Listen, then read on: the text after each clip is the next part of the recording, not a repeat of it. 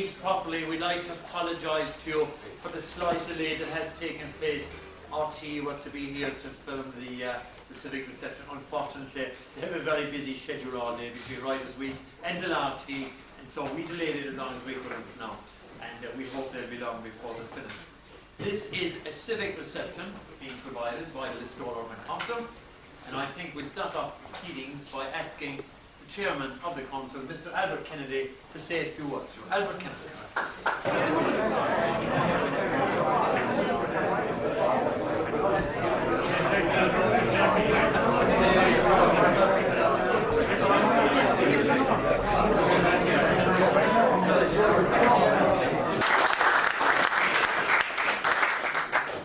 Thank you, Albert. Our next speaker has such an affection for this town, and I know that he's been waiting about 75 years to make this speech. So I will call upon formerly Dr. Brian McMahon to declare our exhibition open here today.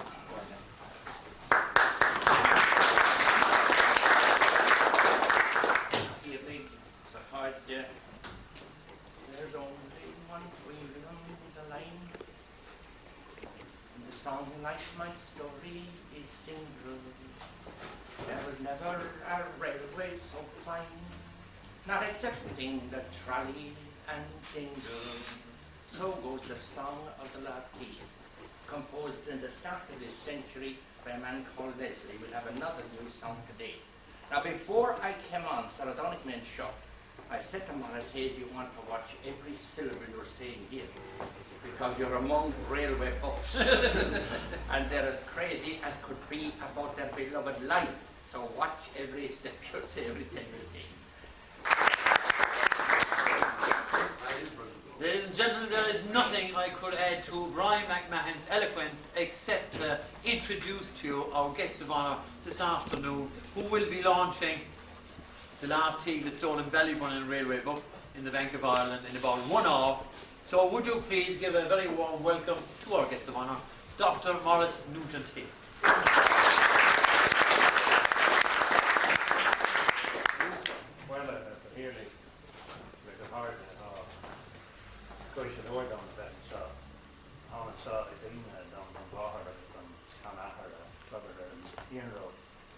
Come in, so there's some Nadine for every week here in the Ian Road Session. It's a terrible thing to come actually to speak after Brian McMahon. For one thing, which I'm glad he has done the litany of the dead and dying, so I won't do that again. Secondly, I will be launching a book, though how you launch a book I'm not yet quite sure. Distinguished guests, again, we are a little pressed for time now because RTE have arrived in on top of us and they're anxious to interview some of the people connected with the Lartigue, but we couldn't allow the opportunity to pass without you meeting the man whose great determination and endless energy has brought about not only this wonderful exhibition, but also this magnificent book, which you are going to buy in large quantities. We hope before very long. The author of the book, ladies and gentlemen, give a big hand to Michael Guerin. You're here.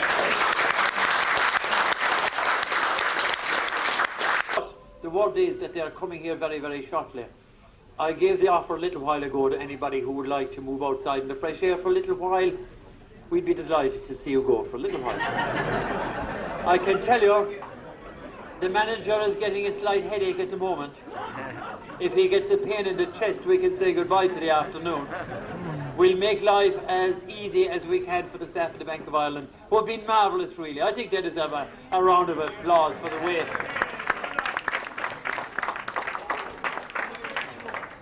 I mean, just look at those cowboy outfits they're wearing. Butch Cassidy, the Sundance Kid, would have a lot of competition here today. You know, I just thought, how did a foreigner like a Frenchman get across to our ancestors in this town and sell to them? That means the manager wants to see you all. We would have hoped. Thank you. We would have hoped to take you on the conducted tour to the basement, to the dungeons, where those who have overdrafted are visiting. but unfortunately the last tour has not returned yet. All the distinguished guests who have visited Listowel for this very important occasion. And that was the first part of the launch. The second part here, we're going to introduce you to Michael Guerin, and we're also going to introduce you to one of here. And she is standing here beside me. And will you please give a big hand to Maureen Beale. Thank you. Clifford Beans, Mal Roberts Clifford Beans, in the town I love so well, the town of culture. Thank you very much. That's all.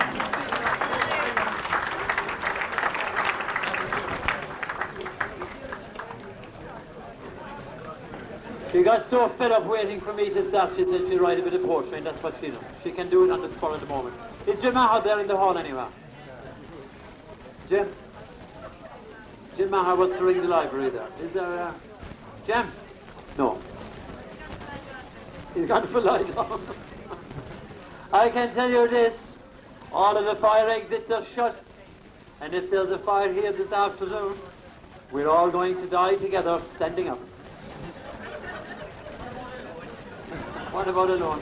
But the memories linger on, and to ensure that those memories never die, one man, with great determination and endless energy, has worked night and day to produce for us a book which is marvellously entertaining and thoroughly enjoyable. And I would like you to give a big round of applause to the author of the book, Michael Guerin. He's very well connected with our town. He is a former Secretary of the Down County Board, has distinguished himself in many positions in North of Ireland, and last year climaxed that achievement by being appointed Ombudsman for the North of Ireland. And now, ladies and gentlemen, I would like you to give our own very special North Kerry welcome to our guest of honour here today, Dr. Maurice Nugent Hayes. Thank you.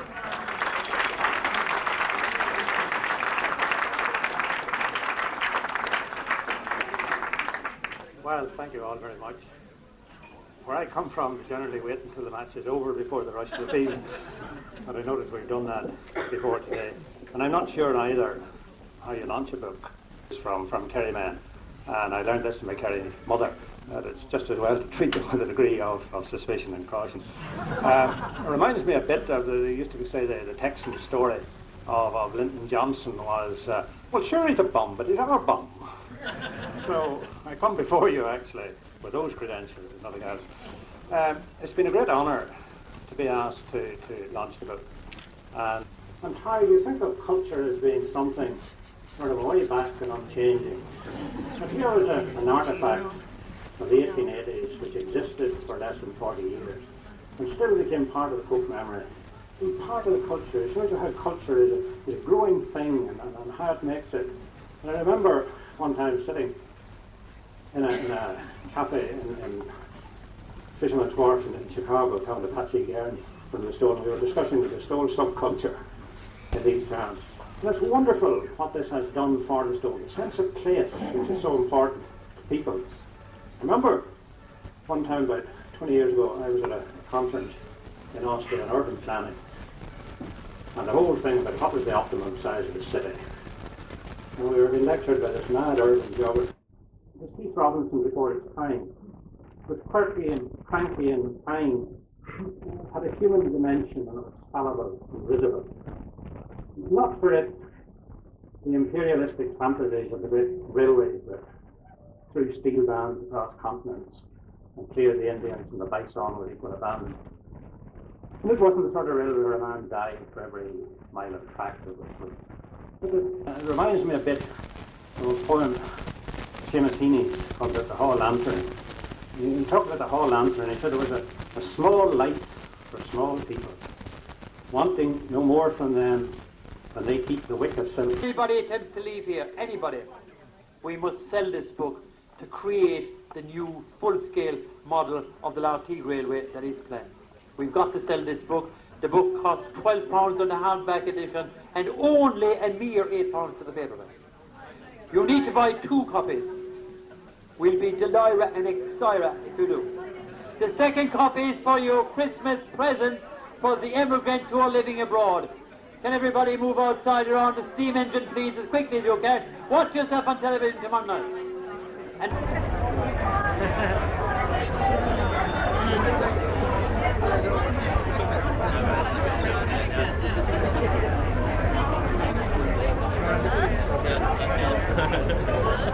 Hello, John. How are you? Mike.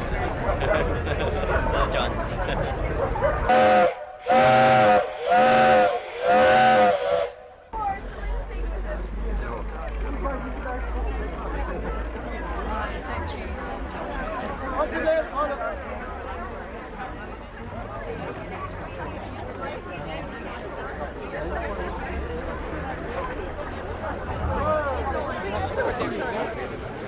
Hi, Billy, mate.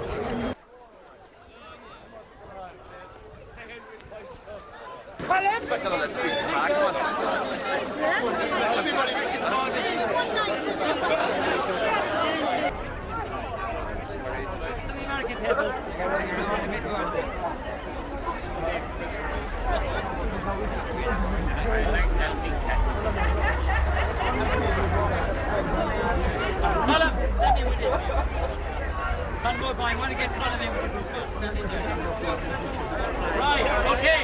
What are we doing now? Right, the maestro. Here we go.